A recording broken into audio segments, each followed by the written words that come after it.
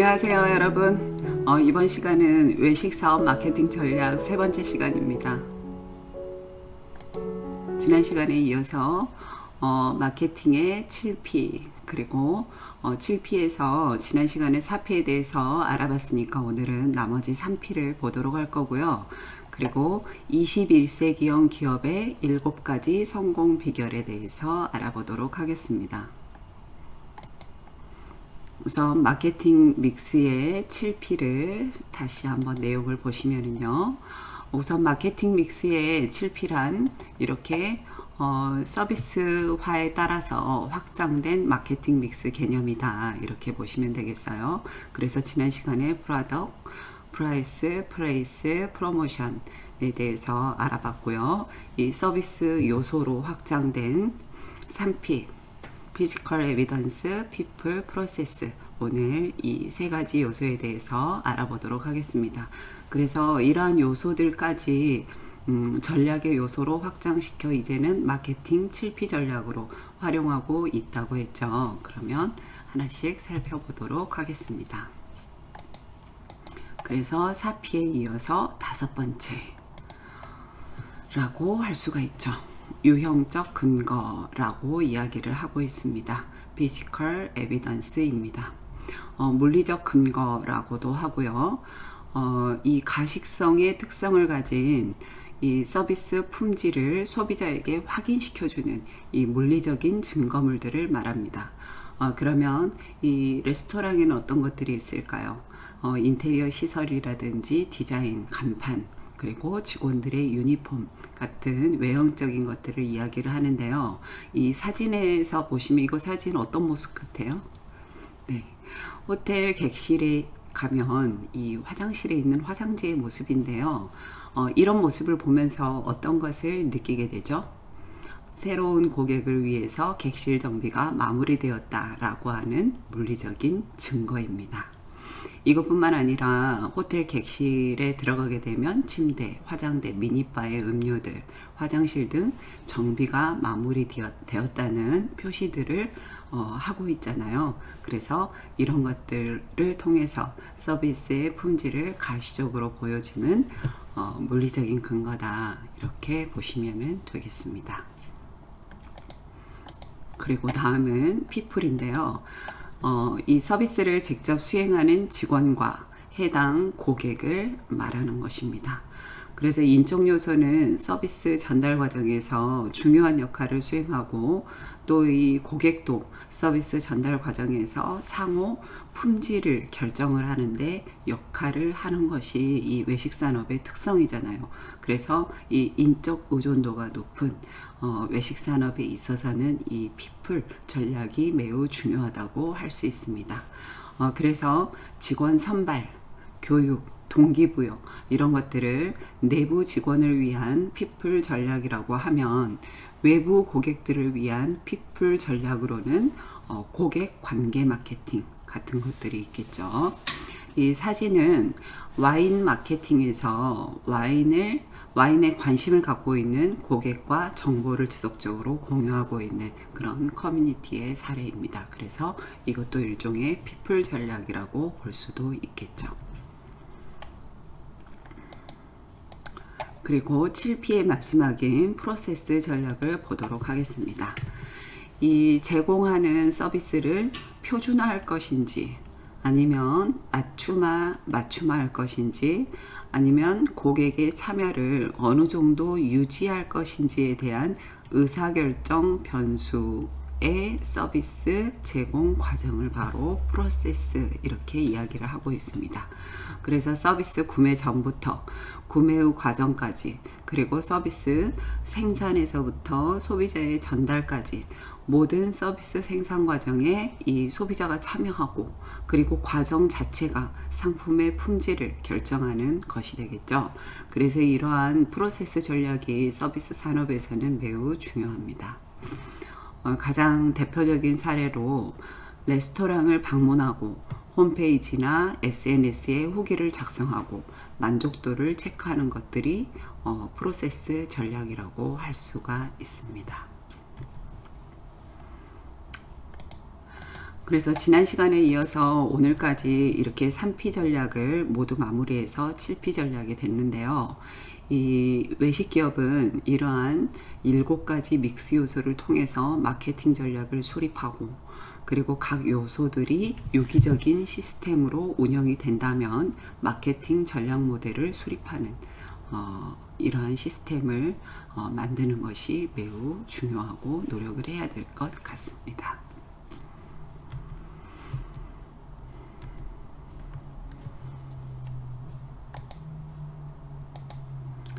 다음은 21세기형 기업의 7가지 성공 비결에서 7가지의 키워드를 통해서 제가 제시를 좀 해봤는데요.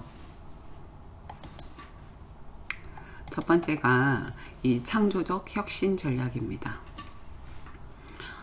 20세기형 과거의 기업들이 이 규모의 효율성 경쟁을 위해서 기존 시장을 방어하고 확장하는 데 비해서 21세기형 기업들은 끊임없이 존재하지 않았던 새로운 가치를 창출해서 새로운 시장을 만들어 나가야 한다라는 겁니다.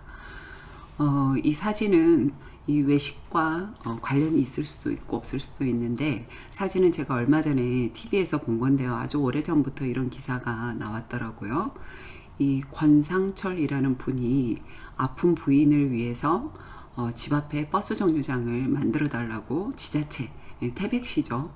그곳에 건의를 하고 태백시에서 만들어줬는데, 권상철이라는 사람 한 집만 있는 도로에 버스 정류장을 만들어서 권상철 집앞이라는 정류장 이름이 만들어졌다고 해요.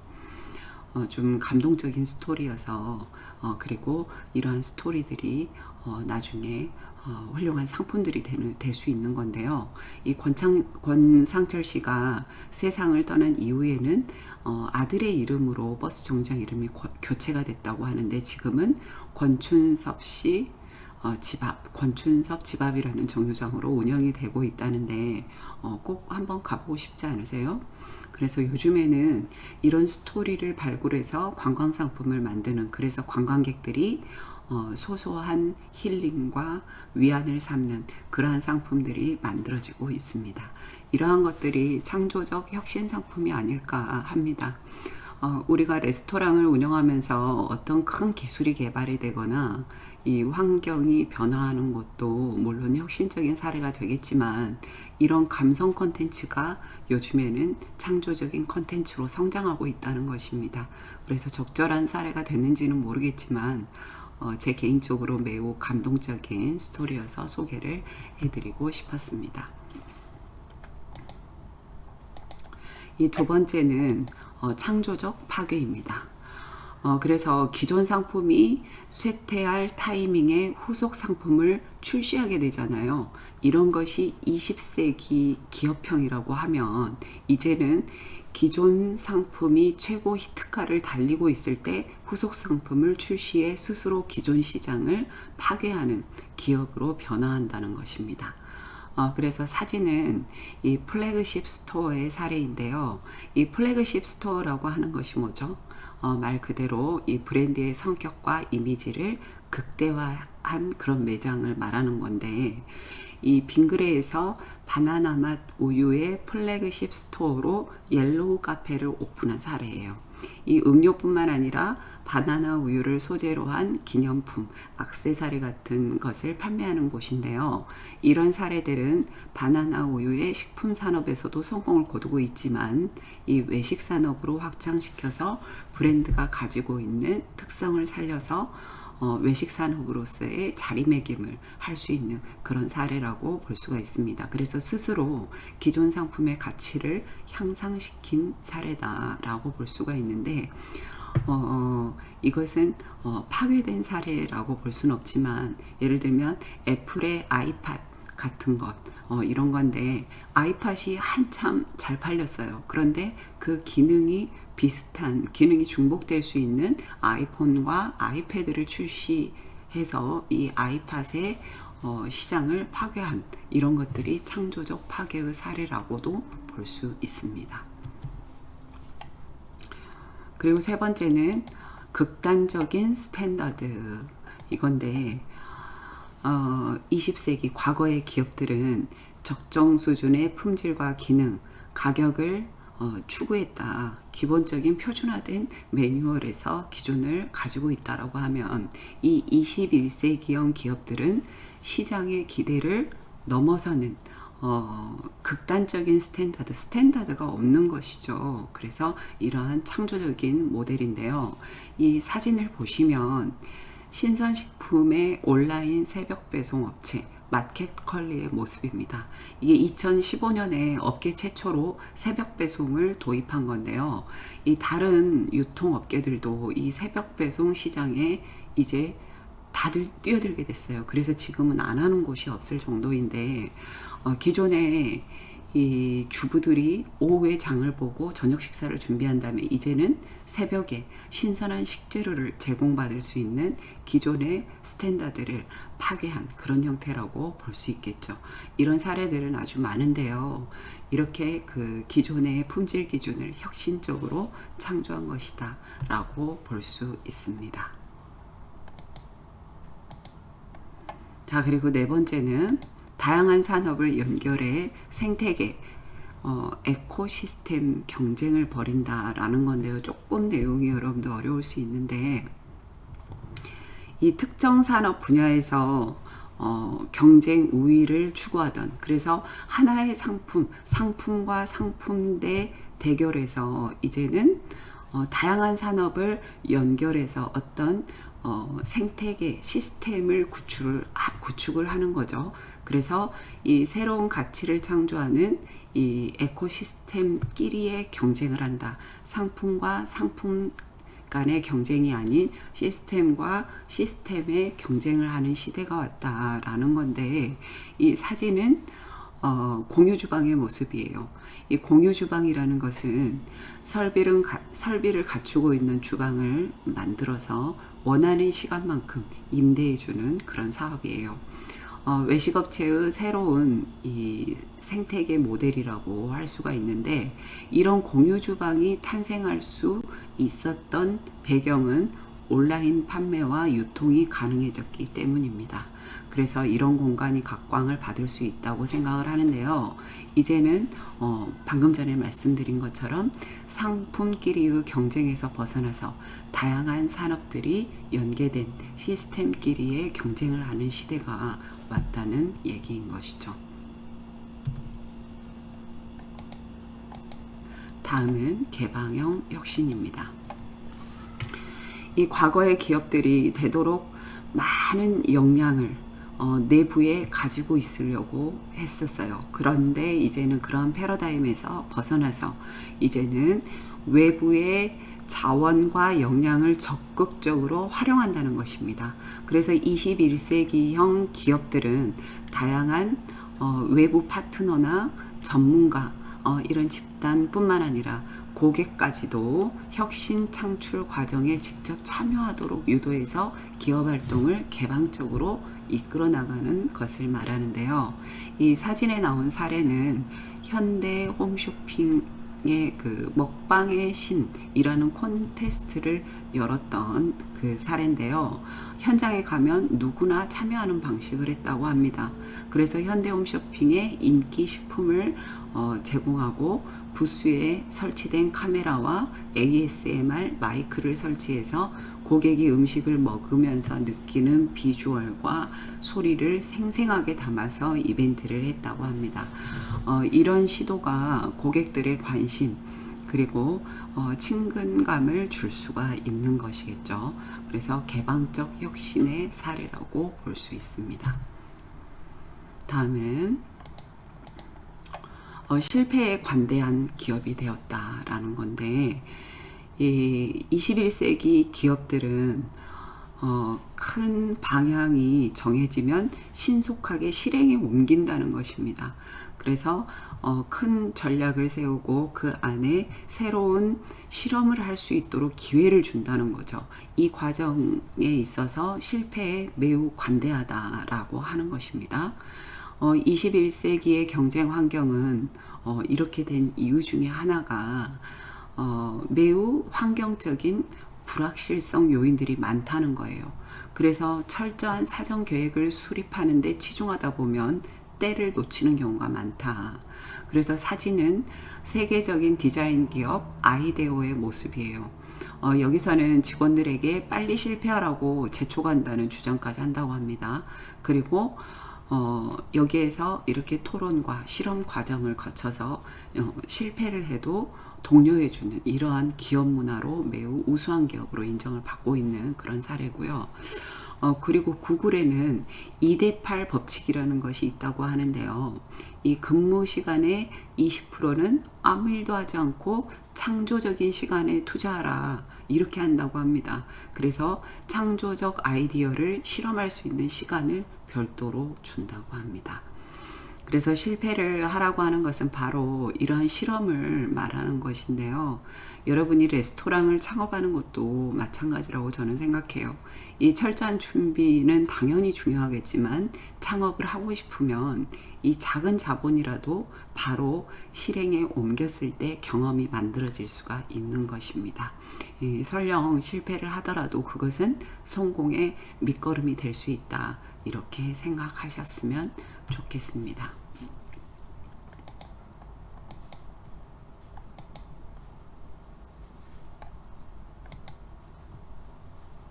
그리고 마지막으로 극단적인 조직 유연성을 추구해라 라는 건데요. 이 계층이나 부서 간 책임과 권한을 엄격하게 구분하던 과거의 관료주의적인 조직 체계에서 좀 벗어나라 하는 겁니다. 그리고 부서 간의 경계를 허물고 해처모여식으로 하는 일 중심으로 팀 운영을 하는 극단적인 조직의 유연성을 추구해야 한다는 것인데요. 사진은 제가 예전에 기사를 읽으면서 스크랩을 해두었던 것인데 이 미국의 매니지먼트 이노베이션 익스체인지의 창업자 미셸 자니지의 인터뷰 내용입니다. 이것을 보시면 이런 말이 나와 있어요. 기업 내 관료주의 타파는 오래된 주제라고 하면서 관료주의를 통제하는 데 두 가지 방법을 얘기했는데 하나는 리스크를 감수하고 조직 자체를 뒤흔드는 것이고 나머지 하나는 조직이 망가지지 않는 선까지 회사를 변화시켜야 된다. 덜 관료적으로 만드는 것. 이렇게 관료주의 타파를 강조한 사람입니다.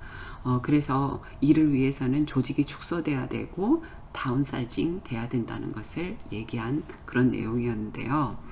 관료주의를 타파하게 되면 인원 과다 그리고 일처리가 지연되거나 유능한 인재가 이탈되는 이러한 현상을 줄일 수 있다라고 주장을 했어요. 그래서 조직을 상향식 이니셔티브와 기업 내부 경영 실험에 집중하자라는 그런 내용이었는데 매우 창조적인 발언이었던 것 같습니다. 저는 이 기사를 보면서 창조와 혁신을 위해서는 혼자만의 숙제가 아니라 조직의 환경, 더 나아가서는 사회적인 환경이 변화하는 것도 매우 중요하다 이런 생각들을 좀 했습니다. 그래서 오늘은 여기까지 해서 외식 마케팅 전략 세 번째 시간을 마무리를 했고요. 오늘 과제는 이겁니다. 외식 마케팅의 7P 전략 중 그 사례를 제시하고 그에 대한 설명을 작성해 주세요. 그래서 지난 시간에 제가 4P 전략 사례에 대해서 과제를 내드렸기 때문에 이번 시간에는 오늘 배웠던 3P 전략을 중심으로 여러분들께서 작성해 주시면 되겠습니다. 자, 오늘 여러분들 오늘 또 정말 수고 많으셨습니다. 감사합니다.